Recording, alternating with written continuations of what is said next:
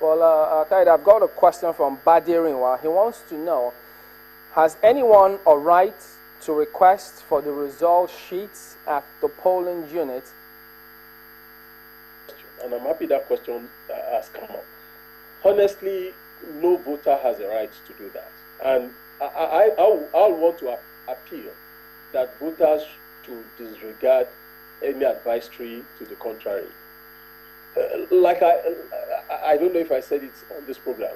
You see, party agents have been part of the deployment process right from the doors of the central bank.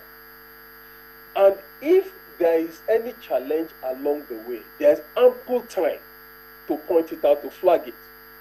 Party agents accompany the materials to the state office, from the state office to the local government, from the local government to the ward, and from the ward to the polling unit. Party agents are there, and they are part of the distribution.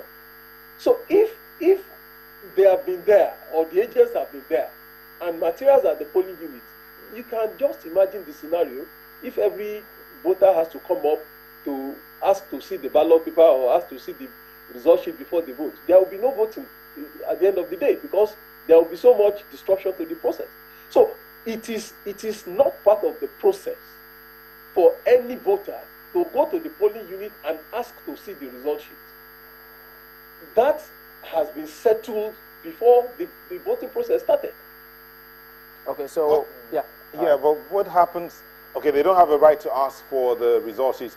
What happens when a voter goes in to actually or tear up the result sheet? What happens? The voter should be arrested. Should be arrested, regardless of who he is? I want to believe so.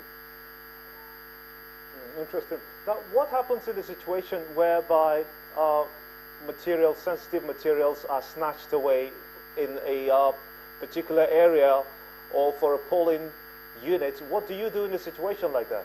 The result will be cancelled. Okay. Then there's another question. They also ask here, I see Onu asking, I think it's Onu, yeah. Because in some cases where some of your staff don't come in early, they say in order not to be unnecessarily agitated, those who are on the queue can just collect their names, maybe on a plain sheet of paper. Are they supposed to do that? Is that allowed? No. It's our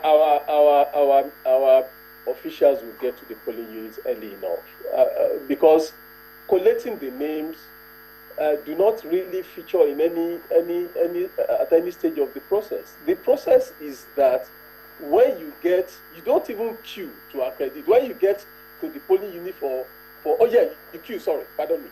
You queue outside, then you enter the polling unit to get accredited, and you go. Now, there is no list that features anywhere. Of course, there is a register. Maybe many people have not noticed that. Number one is that there's a register pasted outside the polling unit that enables you to identify your number on the register. That is to facilitate the check in the register when you get within the polling unit.